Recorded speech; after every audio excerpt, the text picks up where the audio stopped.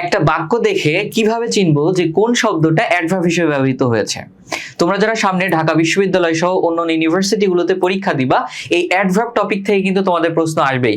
So আজকের ক্লাসটা মনোযোগ দিয়ে করো, ইনশাআল্লাহ খুব সহজ এবং শর্টকাটে বুঝিয়ে দিব যে অ্যাডভার্ব কিভাবে আইডেন্টিফাই করতে হয়। তো চলো আমরা ক্লাসটা শুরু করি। দেখো, একটা জিনিস মনে রাখবা, একটা বাক্যকে কখন, কোথায়, কিভাবে, কেন দ্বারা প্রশ্ন করলে অ্যাডভার্ব পাওয়া যায়। কি কি দ্বারা প্রশ্ন করলে? কখন, কোথায়, কিভাবে, কেন। ঠিক আছে, এগুলো দ্বারা প্রশ্ন করলে কি পাওয়া যায়? অ্যাডভার্ব পাওয়া যায়। তাহলে দেখো, প্রথম যে বাক্যটা রয়েছে, দ্য গার্ল, মেয়েটা, স্যাং, গিয়েছিল। এই স্যাং হচ্ছে সিং ভার্বের 2 নং ফর্ম আর কি।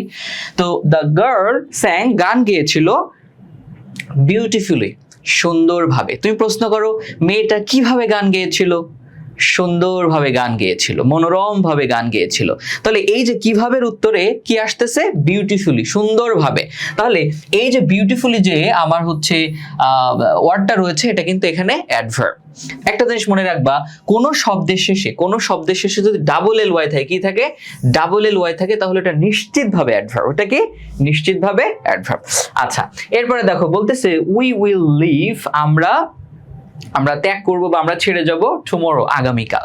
তুই প্রশ্ন করো, আমরা কখন ছেড়ে যাব?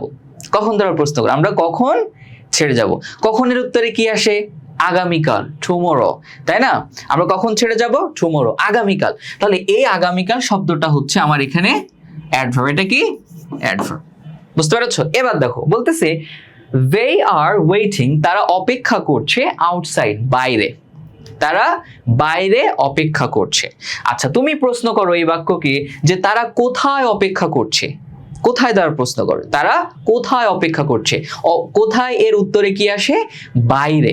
তাহলে এই যে বাইরে, আউটসাইড, এই শব্দটা কিন্তু আমার এখানে অ্যাডভার্ব হিসেবে ব্যবহৃত হয়েছে। বুঝতে পেরেছো?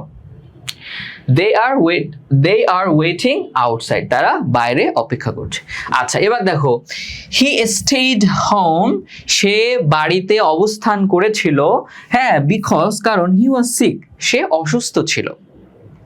তুমি প্রশ্ন করো সে বাড়িতে কেন অবস্থান করেছিল। কেন দ্বারা প্রশ্ন করো, ওয়াই দ্বারা প্রশ্ন করো। সে বাড়িতে কেন অবস্থান করেছিল? কেনর উত্তরে কি আসে? কারণ সে অসুস্থ ছিল, বিকজ হি ওয়াজ সিক, কারণ সে অসুস্থ ছিল। এই যে কেন দ্বারা প্রশ্ন করার ফলে কি উত্তর আসতেছে? কারণ সে অসুস্থ ছিল। তাহলে এই যে বিকজ হি ওয়াজ সিক, এটা কিন্তু তোমার এখানে হয়েছে অ্যাডভার্বিয়াল ফ্রেজ। মানে অ্যাডভার্ব যখন কয়েকটা শব্দ মিলে অ্যাডভার্ব হয়, তখন আমরা সেটাকে অ্যাডভার্বিয়াল ফ্রেজ বলে থাকি। ঠিক আছে কিনা? তো এই যে বিকজ হি ওয়াজ সিক, এটা কিন্তু অ্যাডভার্বিয়াল ফ্রেজ হয়েছে। তাহলে যখন একটা ইংরেজি বাক্য দেখবা, ওই বাক্য থেকে অ্যাডভার্বটা কিভাবে আইডেন্টিফাই করবা? কি দ্বারা প্রশ্ন করবা? কখন, কোথায়, কিভাবে, কেন। কখন, কোথায়, কিভাবে দ্বারা, কেন দ্বারা প্রশ্ন করলে সেটা কিন্তু কি বলো? সেটা হচ্ছে অ্যাডভার্ব।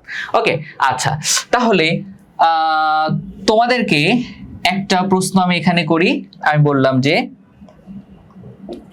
কাম ইন, ভিতরে আসো। কাম ইন, ভিতরে আসো। আচ্ছা, তাহলে এই বাক্যে অ্যাডভার্ব কোনটা? বলো। কাম ইন, ভিতরে আসো, এই বাক্যে অ্যাডভার্ব কোনটা? বা হচ্ছে এই ইনটা কি অ্যাডভার্ব নাকি প্রিপজিশন? ইনটা অ্যাডভার্ব নাকি প্রিপজিশন? আমরা জানি ইন প্রিপজিশন। যাই হোক, আরেকটা ভিডিওতে আমি এটা নিয়ে আলোচনা করব যে প্রিপজিশন কখন সিম্পলি সে প্রিপজিশন, আবার প্রিপজিশন কখন অ্যাডভার্ব হিসেবে ব্যবহৃত হয়। ওকে, সো নেক্সট ক্লাসে দেখা হবে। তো এটা হচ্ছে পরবর্তী ক্লাসে শেখাবো। এখন তোমরা যারা সামনে ঢাকা ইউনিভার্সিটি পরীক্ষা দিবা, নরমাল হচ্ছে এইচএসসি 26, হ্যাঁ, তোমাদের প্রস্তুতিটাকে একেবারে গুছিয়ে দেওয়ার জন্য আমাদের সিআরডিএমি টিম রয়েছে তোমাদের সাথে। বাংলার জন্য হচ্ছে তোমাদের ফরাজ ভাই, ইংরেজির জন্য আমি, আর তারেক ভাই হচ্ছে তোমাদের জিকের জন্য। ঠিক আছে, মাত্র 2500 টাকায়। হ্যাঁ, তোমার 5 অগাস্টের আগে ভর্তি হলে 1500 টাকা ডিসকাউন্টে 2500 টাকায় আমাদের কোর্স তুমি পেয়ে যাচ্ছ। ওকে, তো আজকের ক্লাসে নরমালি আমি যেটা করেছি, অ্যাডভার্বটা সিম্পলি তোমাদেরকে বাক্য থেকে আইডেন্টিফাই করা শিখিয়েছি। বাট অ্যাডভার্ব জিনিসটা অনেক ব্যাপক একটা জিনিস, অনেক কিছু আছে এর ভিতরে। 2-3 মিনিটে হচ্ছে এটা পড়ানো সম্ভব নয়। সো কোর্সে ভর্তি হলে ইনশাল্লাহ তোমাদের সকল জিনিস, ইংরেজির কোনো ভয় তোমাদের থাকবে না। ঠিক আছে, ঢাকা ইউনিভার্সিটি সহ অন্যান্য ইউনিভার্সিটি স্টুডেন্টরা ফেল করে কেন পছন্দের সাবজেক্ট পায় না? শুধু একটা কারণ, সেটা হচ্ছে ইংরেজিতে তারা খারাপ করে, ইংরেজিতে তারা ফেল করে। তো এই ইংরেজি এমন ভাবে তোমাকে পড়িয়ে দিব যে তোমার এমন একটা কনফিডেন্স গ্রো হবে, হ্যাঁ, যে ফেল করা তো দূরে থাক, তুমি ভালো করার মতো কনফিডেন্ট হবে আর কি। সো তোমরা হচ্ছে নির্দ্বিধায় আমাদের কোর্সে ভর্তি হতে পারো, আমরা তোমাদেরকে সর্বোচ্চ সহযোগিতা দিয়ে পাশে থাকার চেষ্টা করব। তো সবাই ভালো থেকো, সুস্থ থেকো, সবার জন্য অসংখ্য দোয়া। আল্লাহ হাফিজ, টেক কেয়ার, বাই বাই, আসসালামু আলাইকুম।